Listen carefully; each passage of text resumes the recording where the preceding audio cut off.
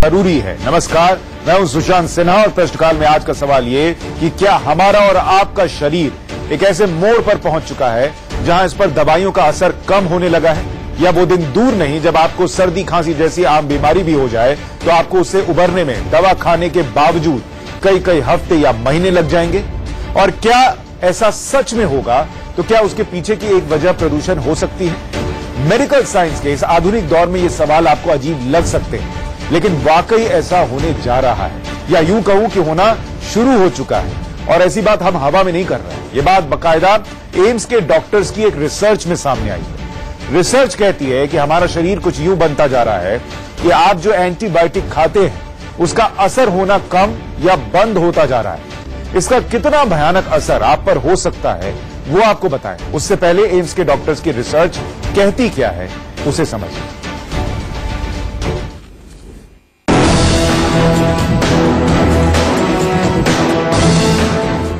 हिंदुस्तान के सबसे बड़े अस्पताल एम्स दिल्ली के डॉक्टर्स ने एक चौंकाने वाला खुलासा किया है।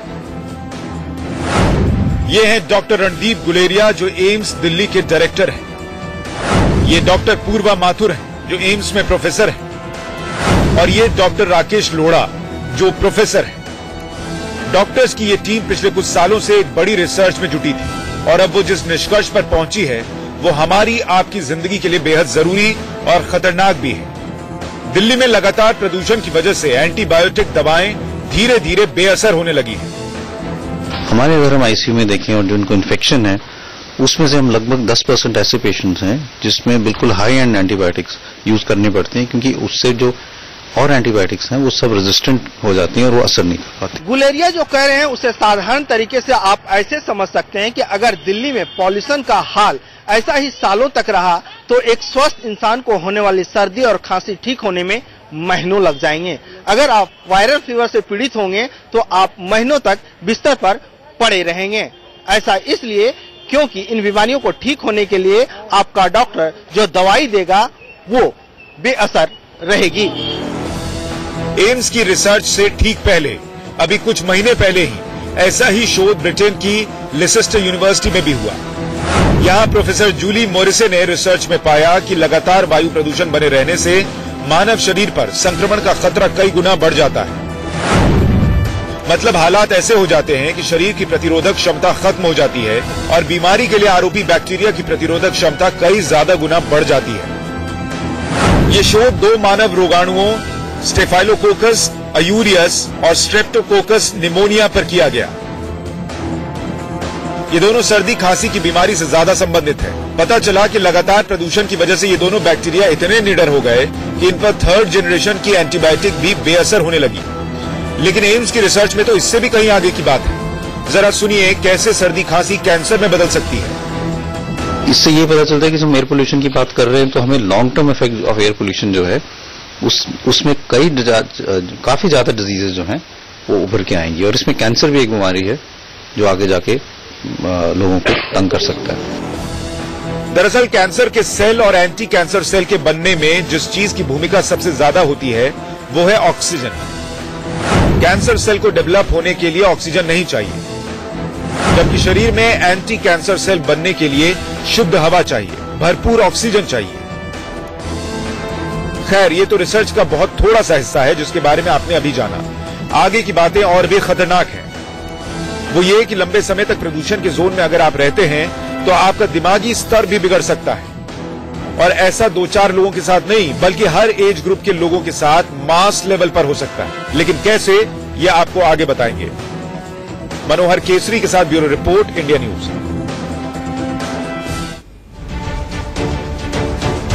अब सवाल है कि इसके पीछे की वजह क्या है। दिल्ली में प्रदूषण ने सारी सीमाएं तोड़ रखी है और इसकी चपेट में हर दूसरा आदमी है जो किसी न किसी तरह से बीमार है। किसी के सिर में दर्द है, किसी की आंखों में जलन है, और किसी को कुछ और समस्या है। लेकिन दवाई के नाम पर हम आप घर से बाहर निकलते हैं और मेडिकल स्टोर पर जाकर सिर में दर्द है तो क्रोसिन, डिस्प्रिन, बुखार है तो कॉम्बिफ्लैम, निमोस्लाइड अपनी मर्जी से ले लेते हैं। पेट में गड़बड़ी है तो TZ ले लेते हैं। एक रिसर्च के मुताबिक साधारण बीमारी में करीब 90% हिंदुस्तानी ऐसे ही मेडिकल स्टोर से दवा खरीदकर खा लेते हैं। लेकिन कभी आपने सोचा है कि यह दवा जो आप खरीदते हैं वो दवा नहीं बल्कि जहर है। जो धीरे धीरे आपको खत्म कर दे रही है।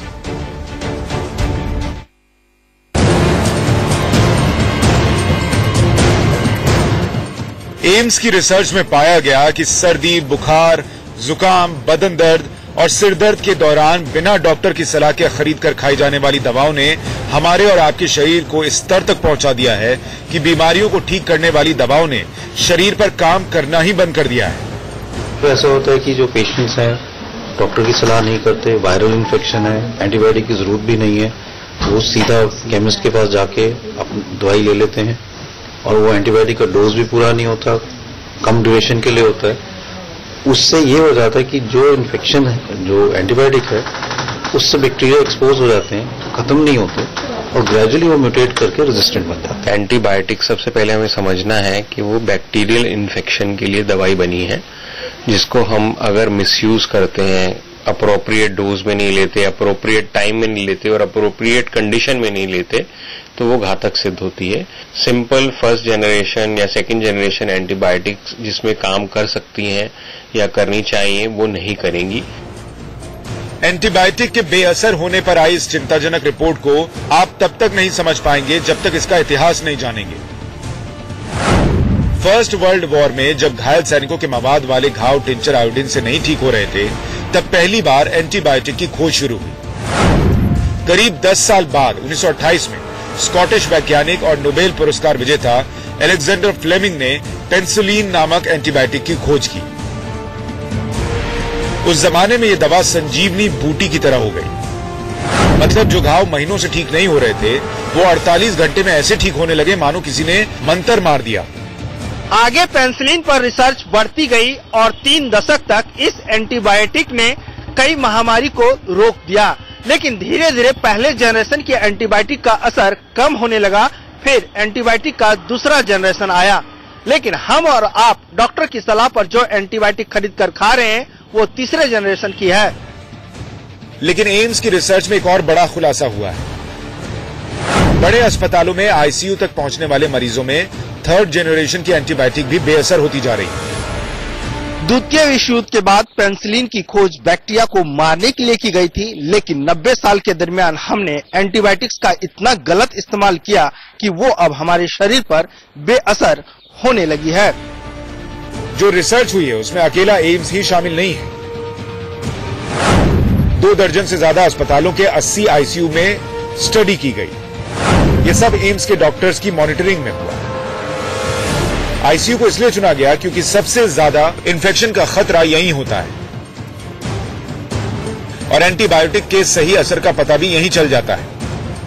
वैसे आईसीयू में मौजूद वेंटिलेटर्स और कैथेटर समेत कई मेडिकल चीजें ऐसी हैं जिनसे इन्फेक्शन न सिर्फ तेजी से फैलता है बल्कि वो कई बार जानलेवा भी हो जाता है।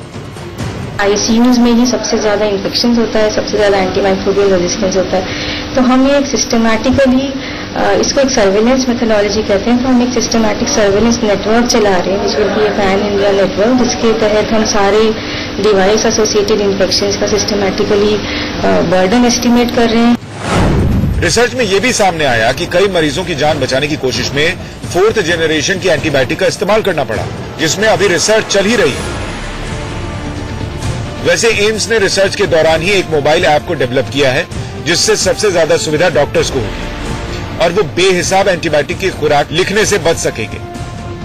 ये अगर ऐप है तो इसके अंदर अगर हम कोई पर्टिकुलर यूनिट है, किसी बच्चे को एक पर्टिकुलर कंडीशन है और उसका हमने अलग अलग लाइन पे किया, अगर कोई बच्चा है सीधा घर से आया उसे इन्फेक्शन है तो उसमें क्या एंटीबायोटिक यूज करना चाहिए, तो वो एक मेमोरी एड के लिए एक यूज कर सकते हैं। वैसे जागरूकता की ज्यादा जरूरत हमको और आपको भी है, जो हर छोटी बात पर मेडिकल स्टोर से दवाई खरीदकर खुद ही खा लेते हैं। आगे से इससे बचिए, नहीं तो वो दिन दूर नहीं कि वायरल फीवर हुआ तो 6 महीने की छुट्टी लेनी होगी, खांसी हुई तो 6 हफ्ते की, और हम और आप वहीं पहुंच जाएंगे जहां 100 साल पहले थे। मनोहर केसरी के साथ bureau report, India news.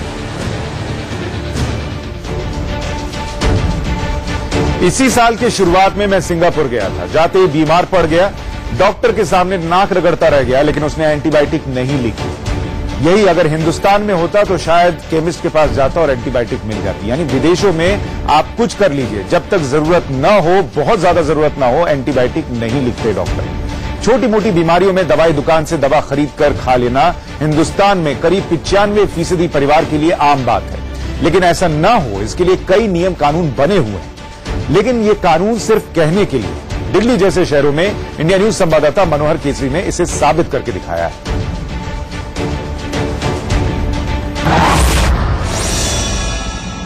Antibiotic समेत कई ऐसी दवाइयां हैं जो शेड्यूल H1 ड्रग के तहत आते हैं और ऐसी दवाइयां डॉक्टर की पर्ची के बिना दुकानों से नहीं खरीदी जा सकती है और न ही कोई फार्मासिस्ट दे सकता है। लेकिन चलिए हम रियलिटी चेक करते हैं और आपको दिखाते हैं कि इस तरह की दवाइयां बाजार में मिल रही है डॉक्टर की पर्ची के बिना या नहीं।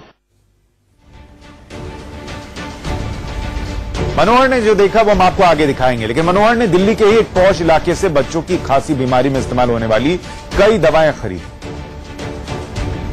मनोहर ने वहां ऑगमेंटीन सिरप भी खरीदा जो एमोक्सिसिलिन और पोटेशियम कैल्विनेट का कॉम्बिनेशन है। यह दवा एक एंटीबायोटिक है जिसे बिना पर्ची बेचने पर प्रतिबंध है।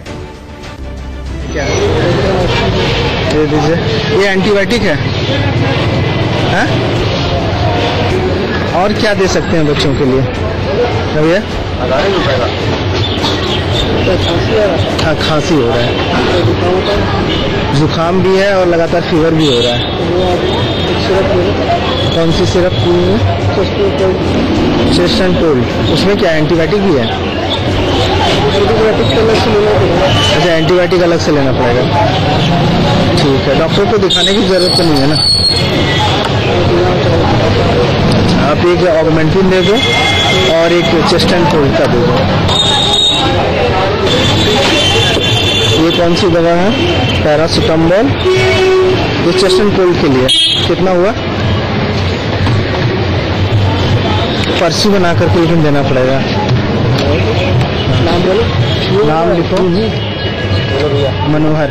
यानी मनोहर ने बताया कि बीमार बच्चा है, बावजूद इसके जो दवा दुकानदार था उसने खुद ही कह दिया कि एंटीबायोटिक तो देनी ही पड़ेगी। ये तो एक दवा की बात हुई। मनोहर केसरी अपने ऑपरेशन के दौरान आगे बढ़े और दूसरी दवाई भी खरीदी। मनोहर ने अब की बार चेस्ट एंड कोल्ड दवा खरीदी जो सर्दी, खांसी और बुखार में इस्तेमाल होती है और इस दवा में पैरासिटामोल, फेनेल्फ्रिन और हाइड्रोक्लोराइड का कॉम्बिनेशन होता है। फिर भी एक एक्स्ट्रा कोई एंटीबायोटिक और है तो चौथे नंबर के भैया, चौथे नंबर की दवा देनी 1 महीने की। खांसी है ना, खांस भी रहा है, कफ भी हल्का। अच्छा ठीक है, और लिखा हुआ ठीक ठीक है। बच्चे को है ना, पता नहीं चल पाता। और हम लोग के लिए खांसी है तो ये वाला हो, एडल्ट है तो अच्छा, बच्चा है 5 साल का। हाँ, 4 ml दिन में 3 बार, 4 ml। अच्छा, लिख करके बता दो। पहली दुकान पर बिना डॉक्टर की पर्ची के एंटीबायोटिक मिलने के बाद मनोहर इसके बाद दूसरी दुकान पर पहुंचे। वहां भी कोई दूसरा हाल ऐसा नहीं था कि अलग हो। यहां उन्होंने सेफिटेक्स के साथ कफ सिरप एल्कोफ खरीदी। कहीं भी डॉक्टर की पर्ची नहीं मांगी गई। दुकानदार ने अपने दिमाग से डोजेज भी बता दिए।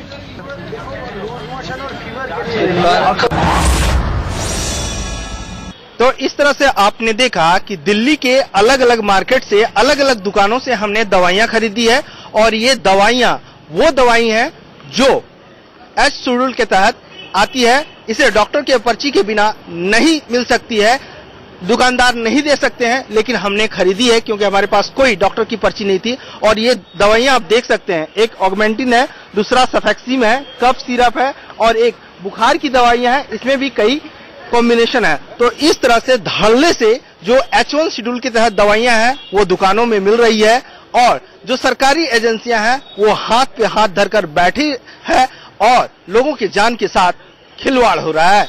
कैमरा दिलीप अवस्थी के साथ मनोहर केसरी, इंडिया न्यूज, दिल्ली। हिंदुस्तान में दवा की दुकान पर बैठा हर दुकानदार अपने आप में एक डॉक्टर है। वो अपने आप ही दवा बता देता है और उसकी खुराक भी बता देता है। आपने ये देखा कि दिल्ली में कैसे धड़ल्ले से बिना डॉक्टर के खरीद सकते हैं, लेकिन ये जान लीजिए कि कानून क्या है। भले ही उसका पालन ना होता हो, लेकिन कानून है क्या ये आपको पता होना चाहिए। इसे समझने के लिए मनोहर ने ICMR यानी Indian council of medical research के DG डॉक्टर सौम्या स्वामीनाथन से बात की।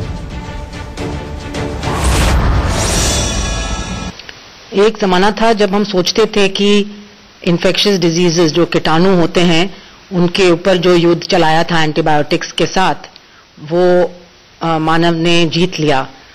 इनफैक्ट एक सर्जन जनरल होते थे अमेरिका के, उन्होंने कहा था कि war on infectious diseases has been won. पर अब बिल्कुल उल्टा हाल हो गया है जब WHO ये कह रही है कि और कुछ सालों में ये स्थिति दोबारा हो सकती है जैसे एंटीबायोटिक से पहले प्री एंटीबायोटिक एरा में होती थी, क्योंकि कीटाणु जो हैं रेजिस्टेंट हो चुके हैं, वो दवाइयों से मरते नहीं हैं। और अब ऐसी स्थिति भी एक दिन आ सकती है जब हम दोबारा उन इन्फेक्शन से मरने लगे।